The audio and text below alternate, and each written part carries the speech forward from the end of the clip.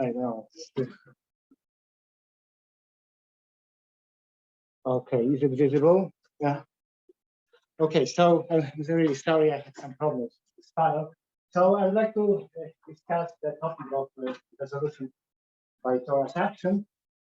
So this is sort of a complementary talk to the Dan lectures, basically looking from some slightly different perspective on the algorithm and certain notion and maybe a little bit of philosophy. But whatever I said stems from our joint project with Dan Abramovich and the paper which is Dan Abramovich and Michael Tompkins on weighted blow-up. So after this paper on weighted blow-up was written, there was some. I mean, we studied this whole topic, and for some reason, I decided to just present some ideas from a slightly different angle. So let's just begin the topic of weighted blow-up. So basically, if we look at the Hironaka resolution and if you look at the singularities, naturally we have to do with waves.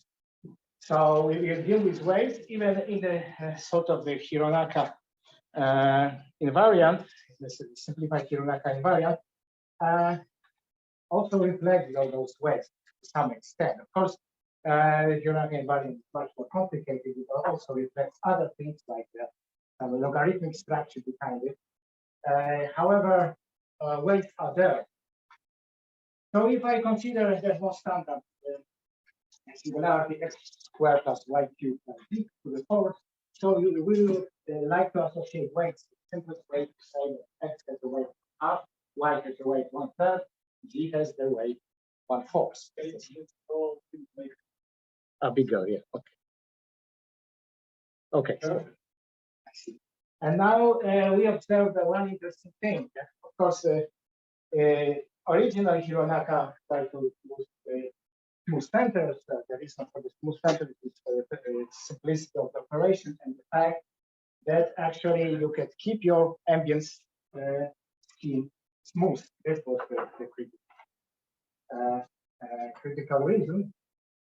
But unfortunately, there is a certain type of contradiction. If we want to use smooth centers will not be compatible with waves. And it means that if you look at the singularities per se, without any additional structure, then we see that the smooth blow-ups, they don't actually group singularities. That's much worse.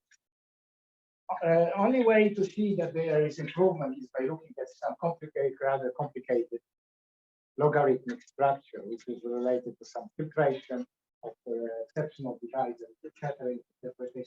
Let us look at the simplest possible example that exists. Everyone knows how to resolve it. This is just a singularity which the singular locus constitutes lines intersected at the point. And if you want, especially if you want to apply Hironaka resolution, which is canonical, smooth center, you have no choice but to blow up this point. It's only canonical choice to blow up such a resolution. And what happens, you didn't help yourself because you produce three identical, exactly the same. So it all actually shows that there is no resolution, geometric resolution, which relies only on the geometric properties without additional structure. There is no canonical resolution which relies only on the scheme structure without any additional information. And in fact, so the difference here, so this equation will be the same at every point. The only difference is that the role of this unknowns will be different. So the sum of the coordinates becomes constant. And then what Hironaka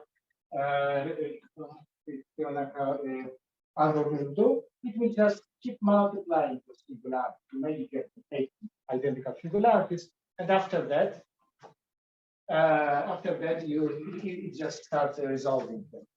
So basically, what happens, you will get the same singularity, but with a different role of the exceptional divisor. So the same equation, but then not only that divisor matters, but the role which this divisor plays in the algorithm. So it in the sense at which stage this coordinate appears. So it's a character that we should be also taking into account. That's why even a very simple example, I think, to understand it probably will take, what you need to explain how to solve such.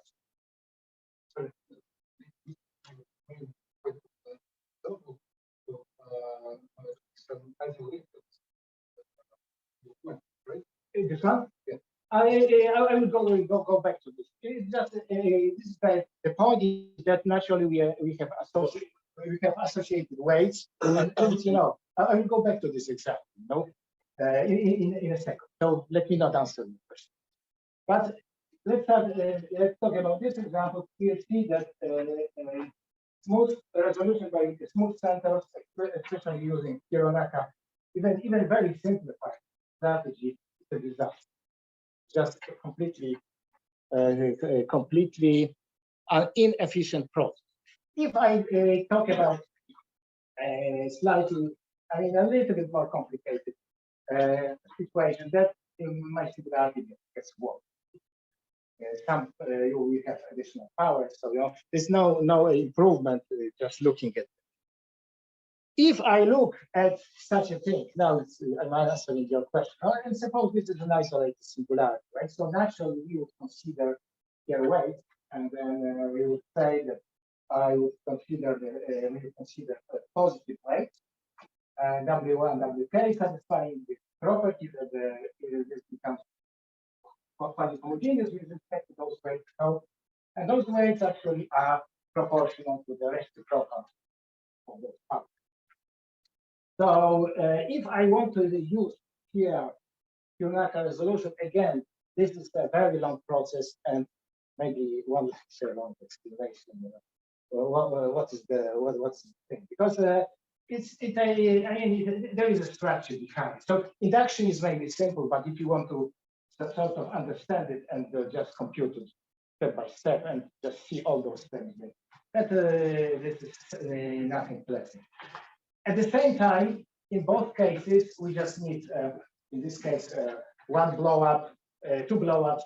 In this case, one blow up is enough to resolve this by a single weighted blow up is enough to resolve this singularity. So it's clearly much more efficient, and you get a much nicer formula. The drawback is that we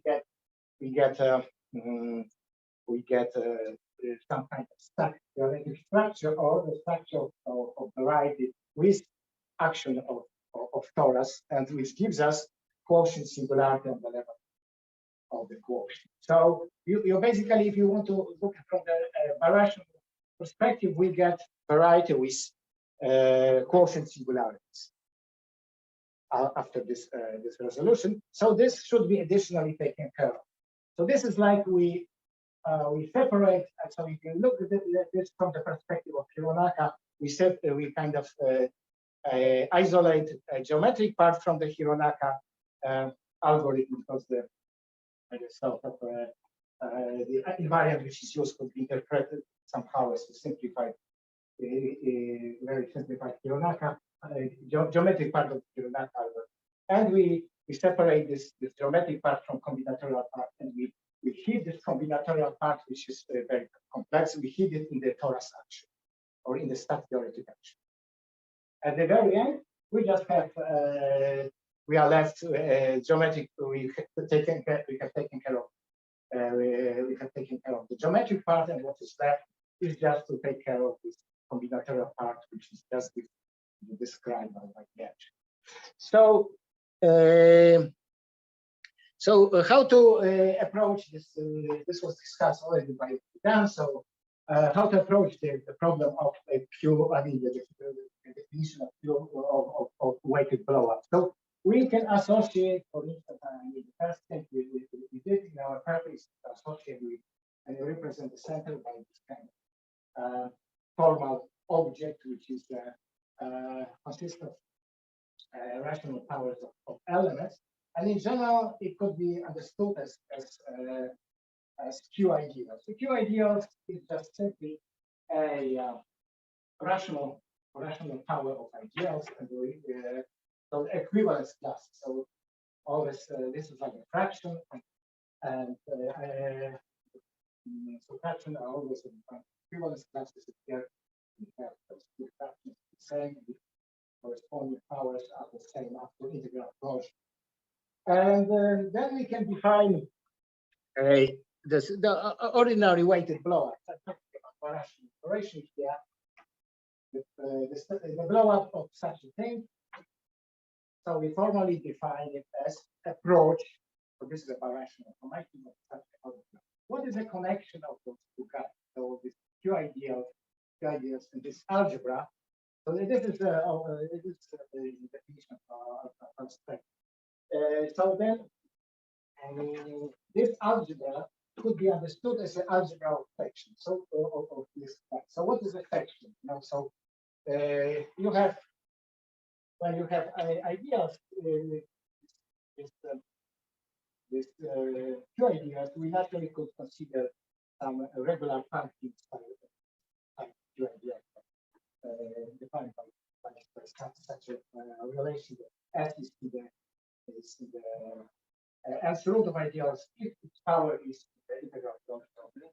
What is the integral closure? This is just integral closure in the OXT, in the ring of OXT. So basically, you take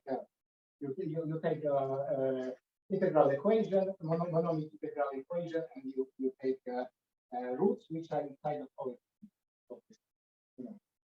So you take integral roots, such that all the coefficients except for the all the coefficients except for top coefficients and this algebra, and and then you see the roots which are in OXT. You have to add all those. So I'll also give you an explanation. What is this? What is exactly integral closure at the moment? And in general, if you don't have a size, just like some ideal type I.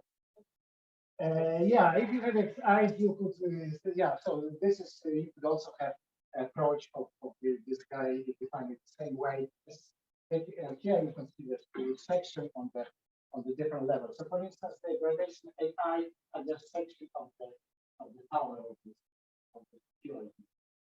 So the input is some ideal shape.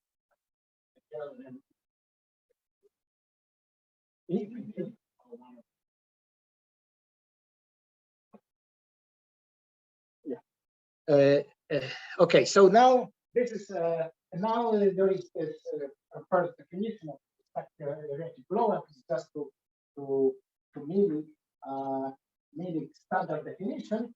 So just what is the standard definition of the approach? We just remove vertex, and instead of considering geometric function, it's theoretic function. So roughly speaking, we represent locally this stack as a portion of smooth scheme of a regular scheme divided by the action of GF. So it also could be it also gives us some Mumford the Dell'Igny-Mumford stack. Note that this space, which was note that this space is actually quite bad. And then that's the description. So the generators are defined by all the powers here, which are less than W1. This is a very bad space. But this nevertheless, if we remove the vertex, so this has the isolated singularity along the vertex. If you remove vertex, everything is fine. But this is a singular. That's not so nice for the. I mean, but if you look from the perspective of this definition, really doesn't matter because you could just run the one can just run compute this stack theoretic blow similarly to the ordinary blow-up. So you can consider the charge, and for instance, let's say this variable is x1 equal to w1 is not equal to 0. It's one charge associated with the product. Then we consider section, and then we consider finite group action. And we also, because of this relation, we see that x1 is represented by this element, which when restricted to the section gives us exceptional divisor. So the bottom line is that x1 becomes a power of the exceptional divisor, and we get those formulas. So this is the kind of I think now in literature also the standard transformation of the stack theoretic weighted blow-up. When you see that x1 is the charge associated with x1 t to the w1 is the power of the exceptional divisor, and we have the formula for the other coordinates, which resemble standard formula for the smooth blow-up, except that here we have some powers of exceptional divisor. So that's the sort of original problem. So alternatively, one can consider a coordinate blow-up, or one can also think about this stack theoretic blow-ups with some kind of coordinate presentation. So it is not just a weighted stack theoretic weighted blow. If you want to think of stack theoretic blow, but there is extra structure considered. So it's not just purely this operation that I described here, but what Dan was doing was rather sticking to this much richer version of stack theoretic blow-up with extra structure, sort of which I call the coordinate structure. So, so these coordinate blow-ups, they were used as alternative approach to the weighted blow-up resolution. And first, I just considered them in the paper resolution by Torus action, the same type as the stock, and it was posted to archives 1.5 year ago. But of course, I should mention that at the same time, independently, similar idea was considered by Weck and Reed. They were studying this problem, and they were also considered with presentation in this kind of coordinate way, but in the language of stacks. So what are the immediate advantages of coordinate blow-ups, or maybe this coordinate presentation of weighted blow-up? First of all, we have a particularly simple transformation rule with one chart only. One chart instead of n charts, and the formula is much simpler. So this type of transformation is much simpler than usual smooth blow-up. But smooth blow-up, there is more work. You have n charts, and you need to work harder to connect. But here this is for the isolate. No, always. No, locally you have one chart. I will explain you why. But so this idea that you have, what exactly are the locally generated by powers, local system of parameters? I mean, this QRDL. Yeah, there's like a heap of ideals and a number. So basically, if you want to, the most rigorous way that you could make the most rigorous language that is convenient to look at this is just use simply Rees algebra. Now this is Rees algebra, and look at how you get algebra. What is the property of the which ideals? This I, or the power of I, actually. You want to talk about two ideals, right? What are the properties of the idea?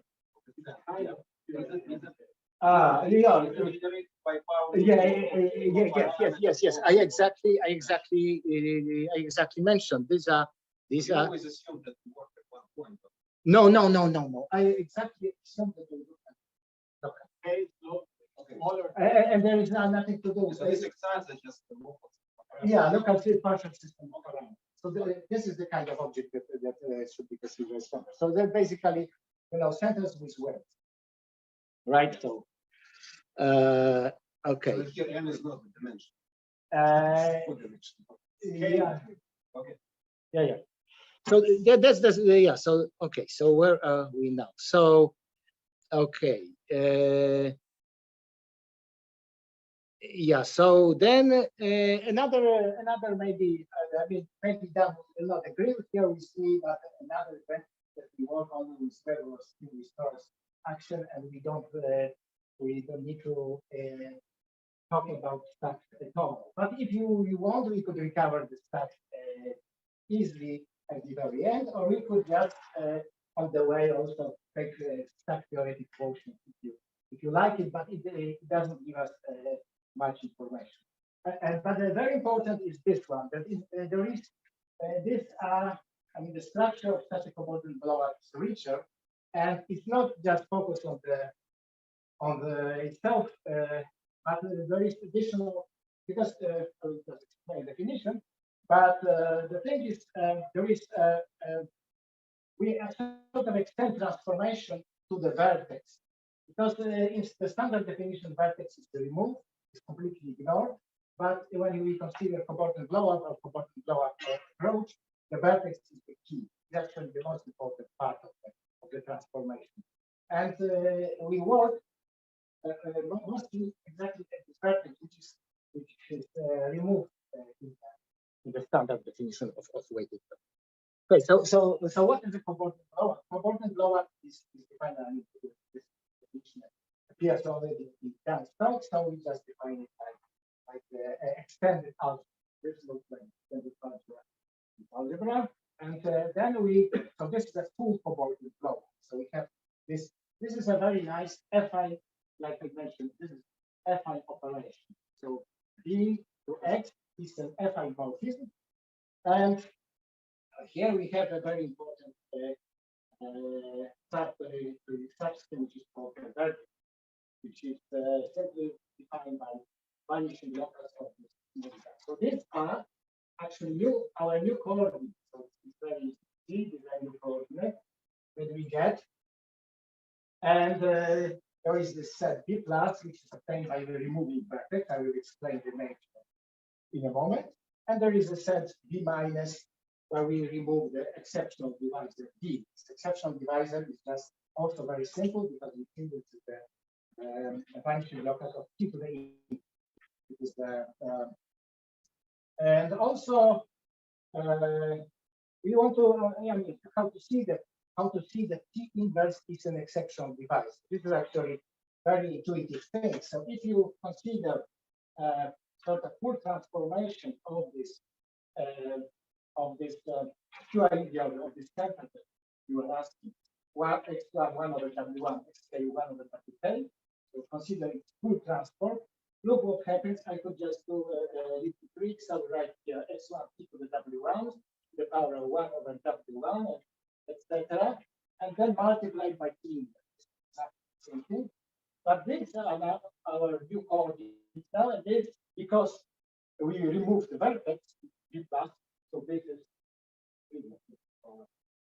we only get the inverse. So we immediately see that the inverse image of this Q ideal, so this Q ideal actually makes sense because it actually defines the inverse. So also, if you look at this Q ideal, what is it? We understand that weight of x1 is W1, so weight of all those generally scales is actually 1. So this is exactly the weight one part of it.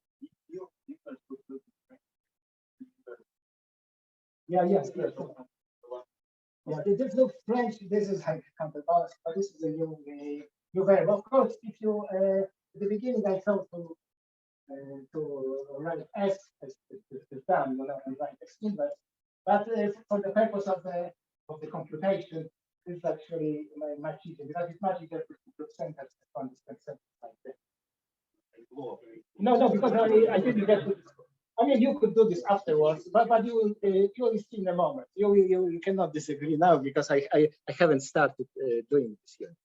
Okay, so yes, so let us just so what do we see? So this is FI map, regular coordinates of these the extended results of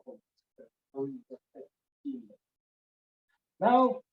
On the other hand, this realization of so-called birational conformism of the weighted blower. So, so if you consider the standard example of the weighted blower, so we take the kind of place, and then we consider the standard weight in the sense that there is t-axis minus t to the minus on the x0 and with positive weights on the other coordinates, then we have those exactly those things. B plus, which is B, which removes bx1, bxn. So maybe I should show you the picture.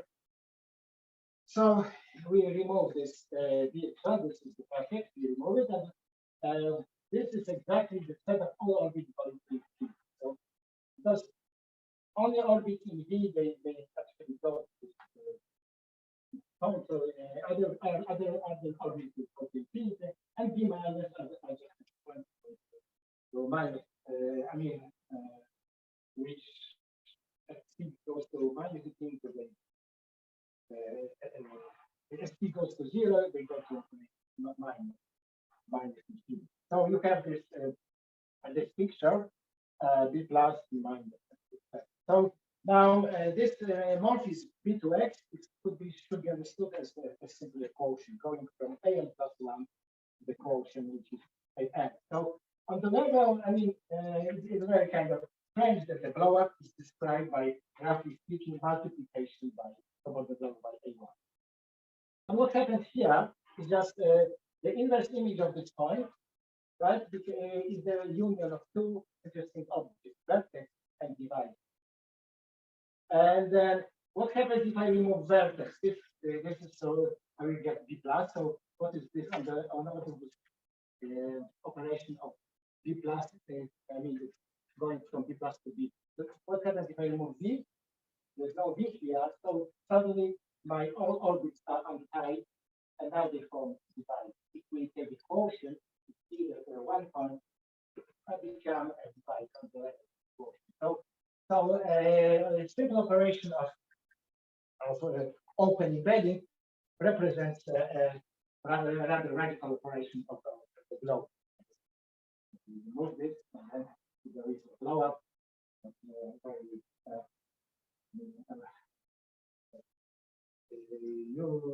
mean, by blow up you see on the level of the force. But of course, if we remove exceptional divides, then you have a trivial boundary here, and there's nothing going on. And this P minus is just simply the trivial operation. This is just the usual variation. Yeah. Yes. Absolutely. This is the GIT description. But you know, if we just pass through invariant coordinates, we exactly get to this coordinate flow. Exactly this is just EX this operation that I explained a moment ago. So, but this is example. This could be interpreted as the one. Of course, one needs to make a coordinate change. So X consists of the ring of invariants. And the ring of invariants are also in this case is very easy to compute. It's a polynomial ring. Okay, slightly. Yeah, so that's the whole point now that, yeah, so what should I say that, I'm sorry about this. Yeah, so remarks, so this is the most important. So in the traditional weighted blow-up situation, we only consider sort of B plus or quotient B plus, but when with this definition, we basically ignore B plus for most of the time, even though this is our true operation. But the all information, everything is happening here on B. That's what you get, and everything is happening B, and actually more precisely having here V. The V will be removed, and this contains the word singularity. It gives us the most important information. And sort of with this approach, resolution of singularity is just removing back components. Not I mean, doing something strange and then removing back components. So it sounds, and in fact, in some cases, it is like this. So I just explain you. Well, so let me just briefly say, slightly behind. So let me just say briefly some facts about this component block. So suppose I have a subscheme on X because I'm going to resolve singularity of Y inside of regular X, and I have a center which is inside of our subscheme Y. So then singularities of Y along the vertex are the same as singularities of, singularities of Y along the vertex Bj are basically like the singularities of the product of Y times Gm along the vertex, right? So the vertex has exactly the same. So at least on this part, D is removed. D vertex reflects basically up to the product by a smooth variety by A1. It represents the same type of singularity. And those singularities, which are exactly the same, are removed. There is also a part DD, which is intersection of the D and D. So this is the most singular part of the vertex, and actually represent the singularities which are isomorphic to the normal bundle. The normal bundle to the normal cone, weighted normal cone. It's very easy to see that almost tautological, like many facts here are almost tautological, that a normal bundle is just described by exceptional devices. Because what is a normal bundle? It's just a ring of a certain gradation associated with this algebra. But what is gradation? Gradation is just dividing by the lower. You have some ideal, and then we just divide gradation by the lower gradation. So we actually divide by the divisor, which is generated by the inlet, because this represents the lower gradation. So obviously this will be the exceptional divisor. So everything is nice and smooth. So now we can easily get this kind of theorem. I mean, from the paper, these are for free. That if I have, there is a little work. If there is a center like before, which is containing Y, and singularity contains of Y contains in the center, and singularity of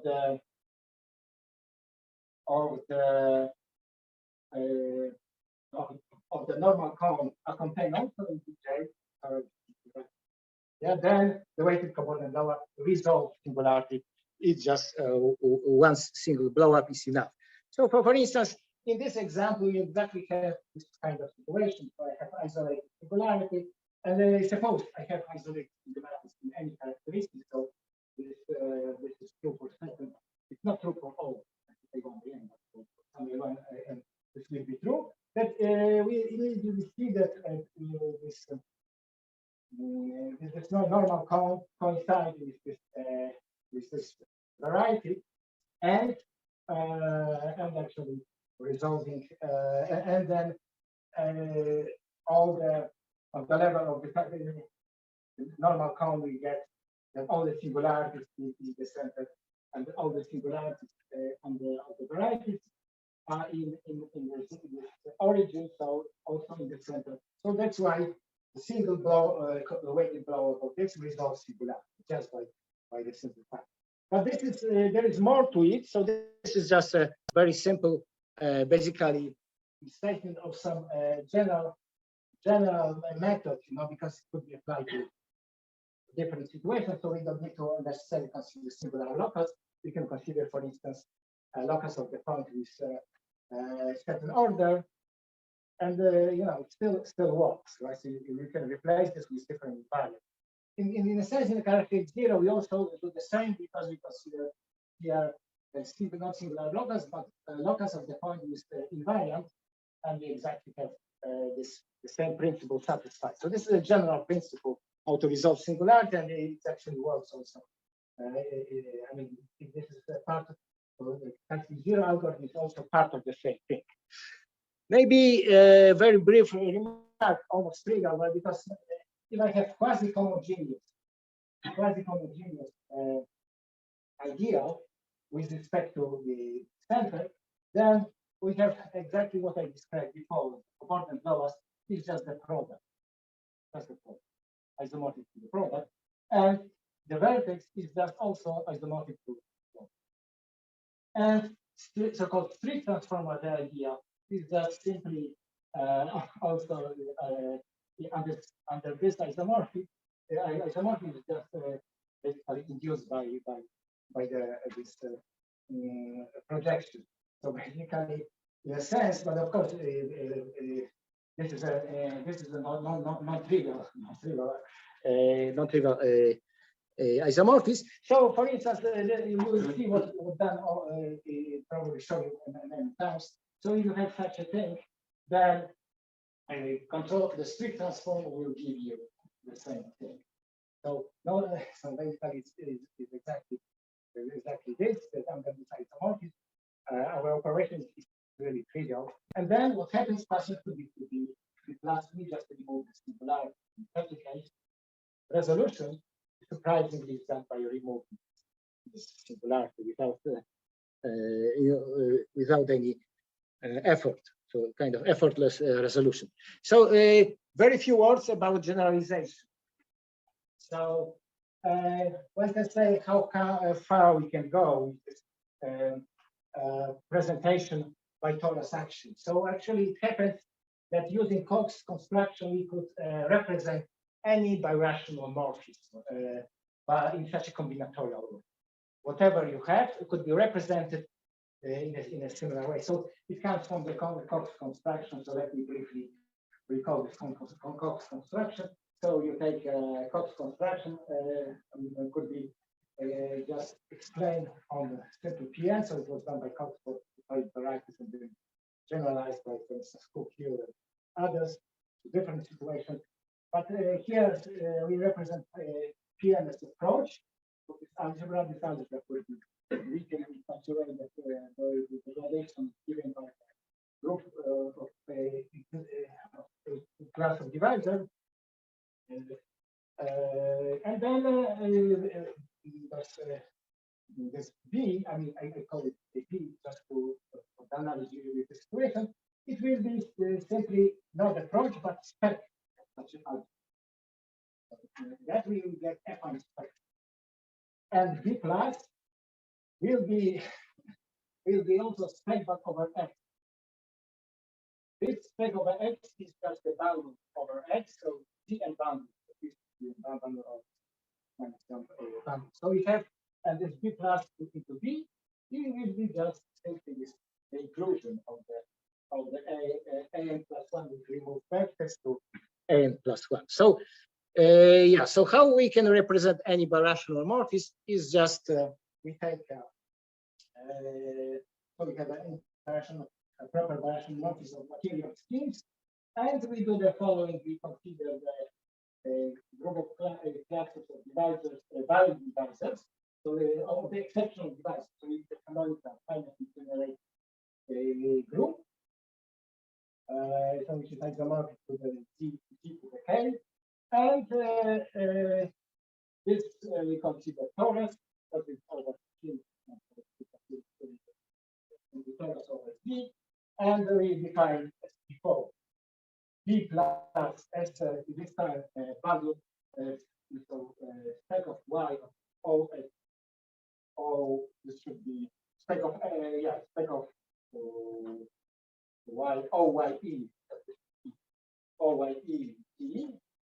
And B is just push forward of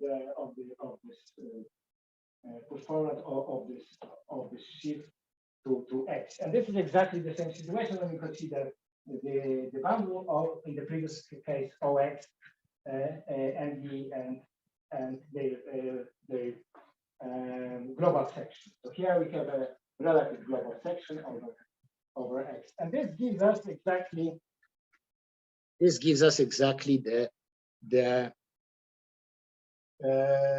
we have this morphism, and this is exactly the same thing we get in case of coordinate blow-up. So this deconstruction can be further generalized by taking a finite subgroup, finitely generated subgroup in this. So we have something even. So this could be, for instance, applied in the case of QID. So we have the very same definition. And how it looks like in the for weighted blow-up. So for instance, in general, we can apply this weighted blow-up with the same formula that I described before, but for locally monomial morphism, we have something very similar. This is the formula for the coordinate blow-up, and then this for the coordination of this birational map, which is locally monomial birational map. This coordination is the very simple way. And those guys, T1 inverse, TK inverse, correspond to this exceptional device. These are the variables associated with exception. So, and then these numbers also could be interpreted as in terms of exceptional value. Okay, so this construction was for locally monomial. Ideally, it was considered, it was first considered in this case for locally monomial internal smooth variety, was considered in a paper of Abramovich and Queck, and they were called multiple weighted blowups. So, and of course, they were done in a stack theoretic language. It was the local construction. Now, one can generalize this theorem that I mentioned about the vertex to the situation. I don't have time to talk about this, but the principle is the same. The singular locus is ideal, and singular locus with respect to the face, so some exceptional, some dual complex are also in the corresponding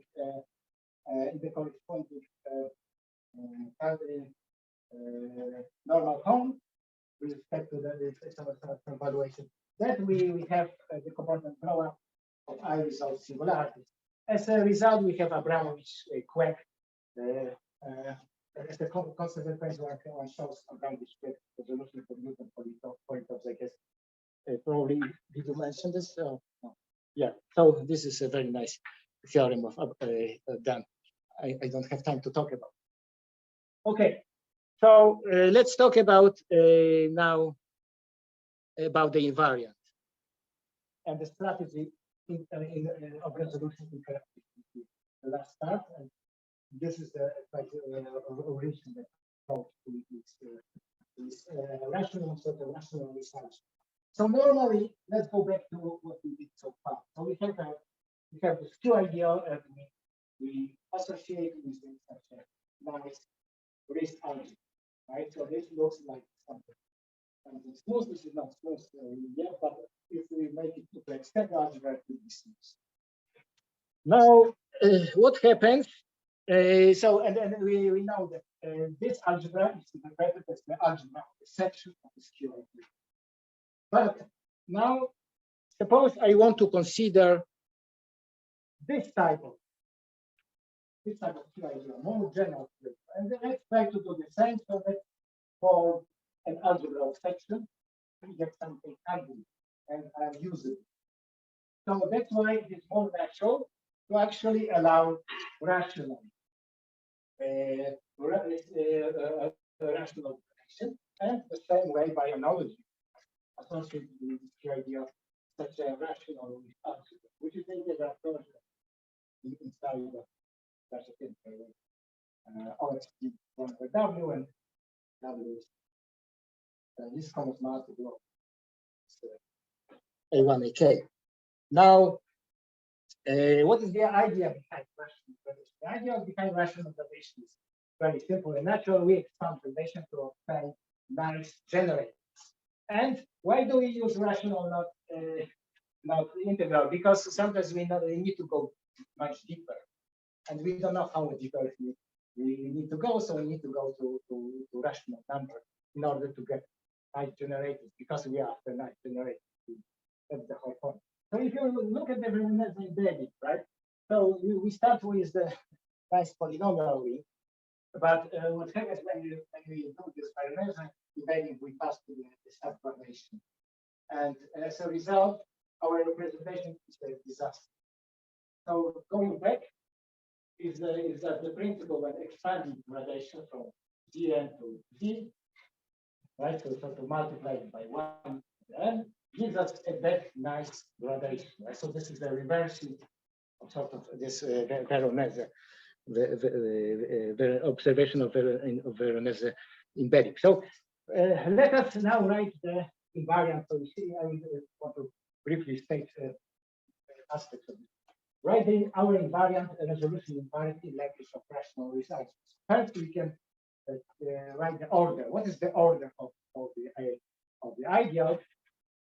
This is the maximum A, that is IP is contained in the power of maximal divisor of MP to the A.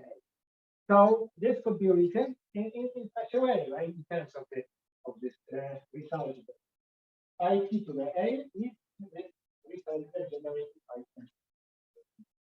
And now the same thing should be nicely written in the language of this rational result. So we get here OX, the IT is in the algebra OX and to the number L. So this is the order. Now, from that perspective, we could just define our invariant. Our invariant is almost the same definition. It's just a multiple version of the order. So invariant of I is just maximum sequence of the numbers, the rational numbers, such that we have this O. Right? So previously, remember OX and P. Now we have this algebra of center. So, and this is called admissibility relation. So roughly speaking, we want to find this algebra. And now, if I have that invariant of P given by those numbers, then the algebra for which this admissibility condition, so this inclusion holds, will be called maximal admissible center. And now, suppose I have this computed this maximal admissible center, which measures our invariant. What do?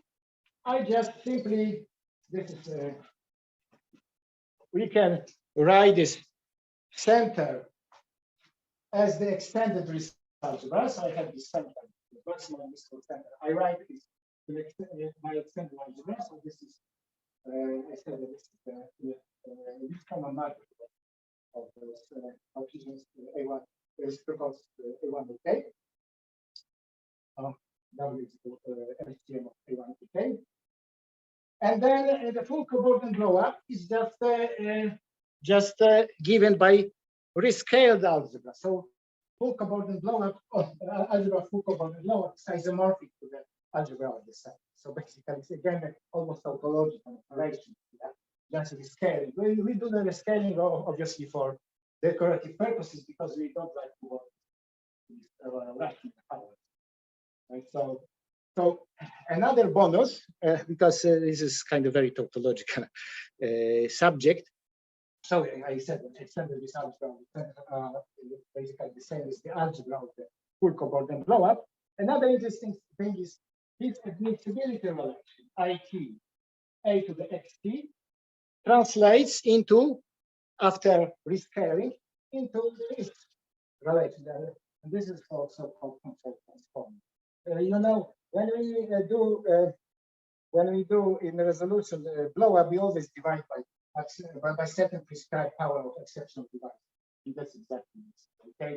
We take I, and that's why That's why actually you see. That's why I don't have here T inverse, because that's how it works. There you can see more. I mean, we can, if you don't like to use T inverse as a coordinate, you can do it at the very end. But no kind of consideration.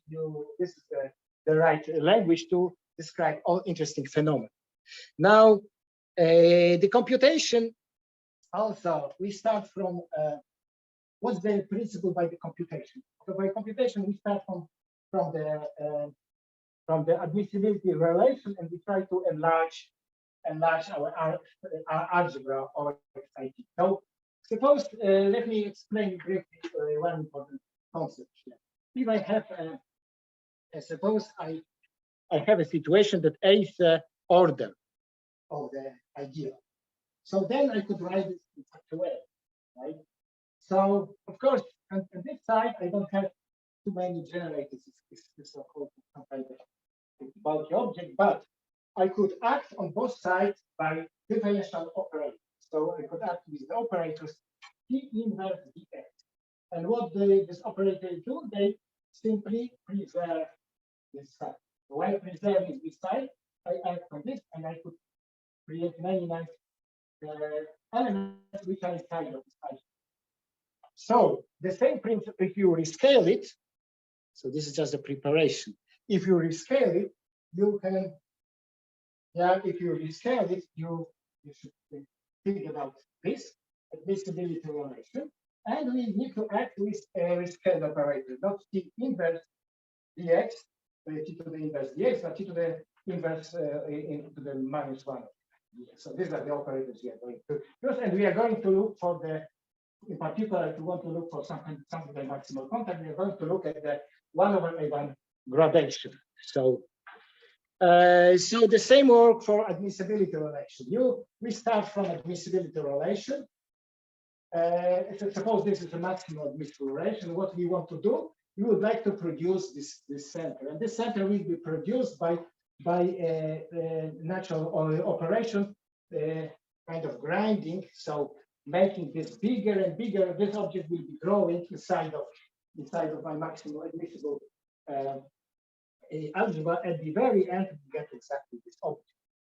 And this operation of growing is independent on the right side. So this way I produce very easily canonical maximal admissible object, because the operations here are independent of this admissibility, this center. At the very end, I still get the same center, no matter what kind of operation I did. So the idea is to just adding those generators somehow to this algebra by using this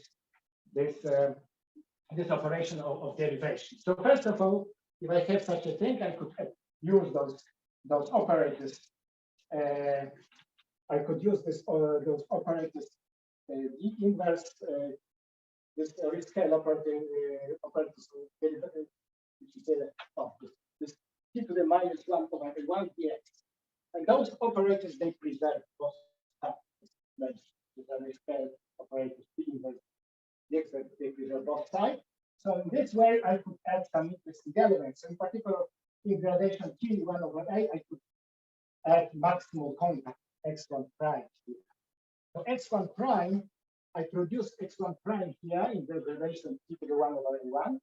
Very easy to produce such a thing. And then I notice that this x1 prime is might be here, right? Because those operations preserve the center. So I could easily replace my x1 with this x1 prime by some very simple replacement process. And then my algebra won't change.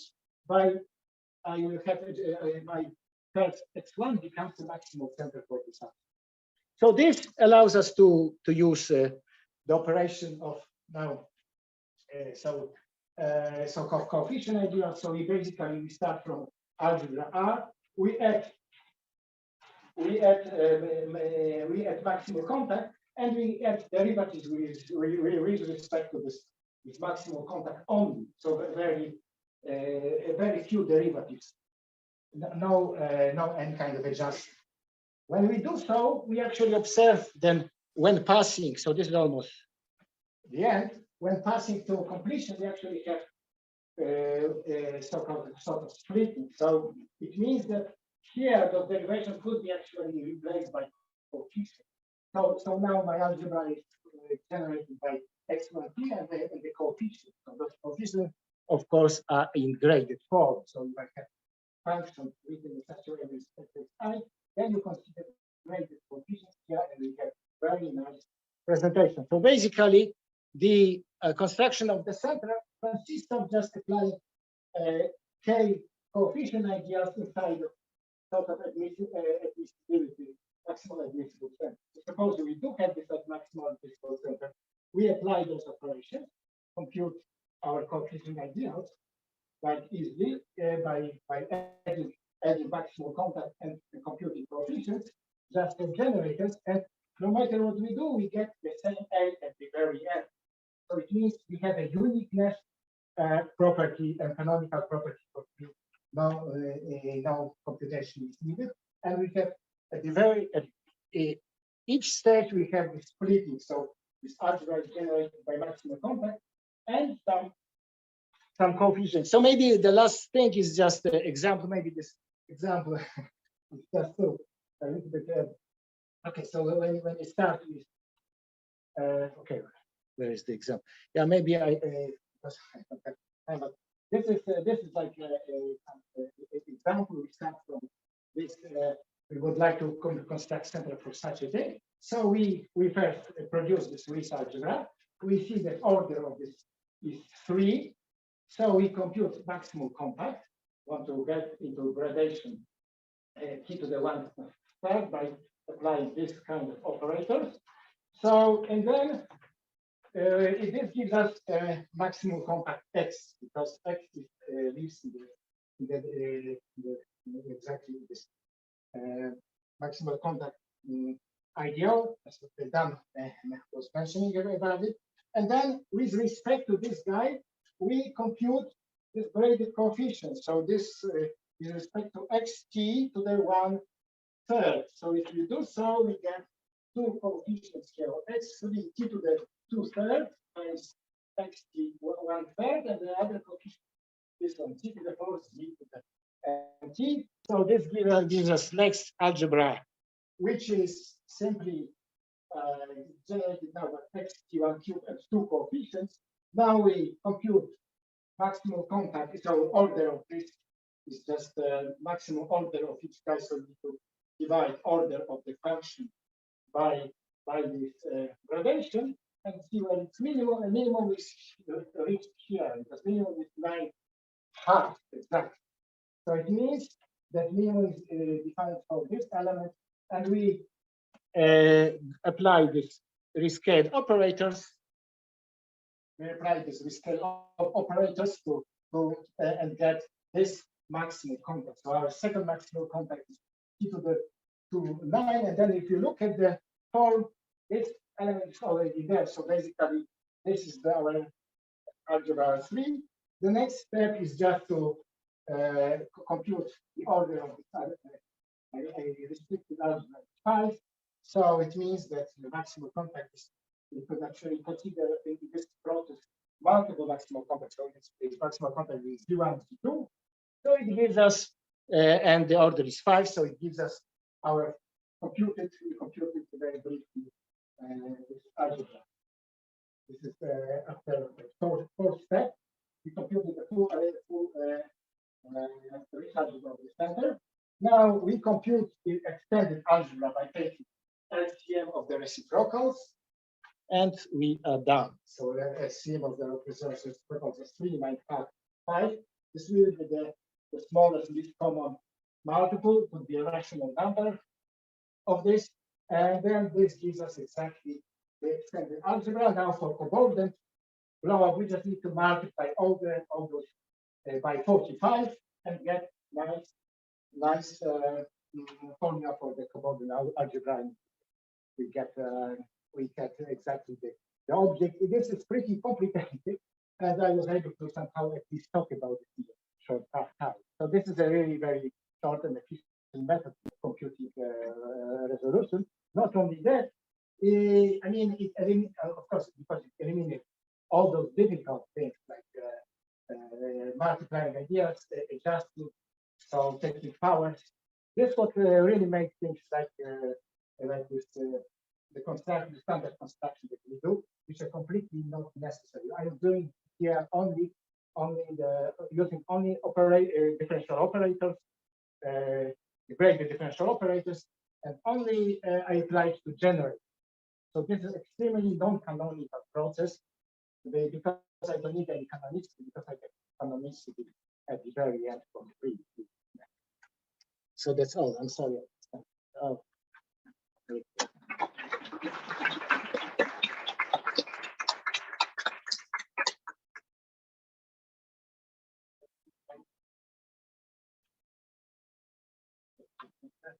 When you make the first block, you make the cylinder and with the geometric, when you make the second block, you get bigger Torus. Of course, yes. The Torus is the number of t to the n, when the n is number of steps.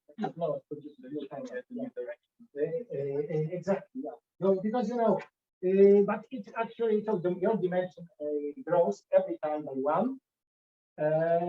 Your Torus dimension also grows by 1. But your coordinates are very nice, because this is the price you pay for a nice presentation. Because of that, everything is very nicely described. So, for computational point of view, it's perfect. But of course, so why do we do stack theoretic law? So instead of this, for instance, so the major advantage of stack theoretic law would be imagine the fact that it's a birational approach. But no, at the very end, you could always divide by Torus. You could get it stack if you want, or you could get simply object with quotient singularity. But most importantly, it's much better than that because it's a very nice canonical presentation.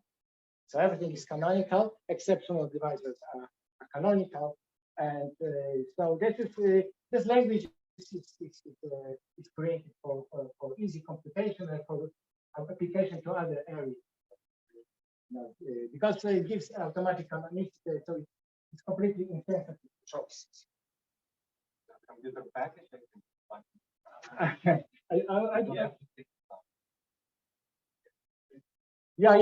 But it's written, but whatever contains factorials, it cannot work, right? Because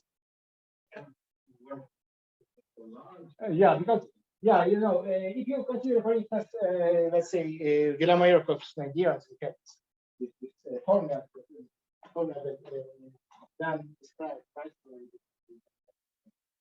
I to the a minus 1 factorial or something. So basically, if you take, let's say, a is 13, you have a couple of billion. And then if you iterate the factorial, so if you apply this operation twice, you actually have more. You get a number which is much bigger than the number of particles. So so basically, whatever is written and uses, you're not actually coefficient idea could work on degree 5, maybe 7. That's the question. So it's but this method there is no scale. It's just simply just to you have compute coefficient. You get the same. You pay the same price, but you have to No, there are no factorials, and there are no artificial operations. Again, this is like 1% of the operation we need to perform with normal approach with coefficient ideals, but we want to stick necessarily with ideals. The problem is that you want to have nice generators. We don't care whether they live in rational powers, and we have a minimalistic number of generators, which instead of having huge number of generators of some ideas, only for the purpose of having an idea. So it's completely different thing from my perspective, but we're done. So this process, you type of singularity, because you control the process, and you hold the each step to a rational, each block to a rational. I think it's completely controllable. I never studied this from the perspective, but you know, I mean, my first position is that now you won't be a victim. Oh, really? But you want to control irrational singularities on separate, right? You can, yes. No, whistleblower. No, of course not. No, I mean it's.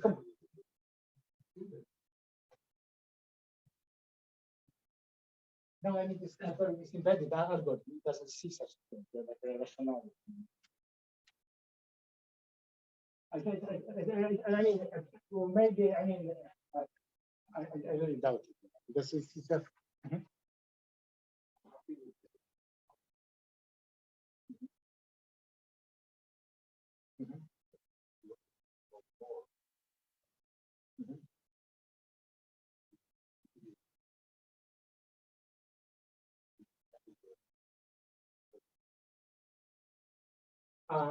Yeah, you know.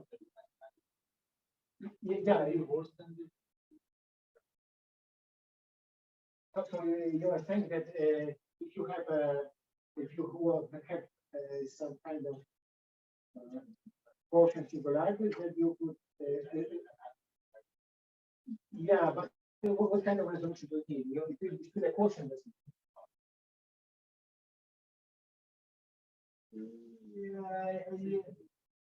We can talk about this, but you know, maybe I don't understand your question.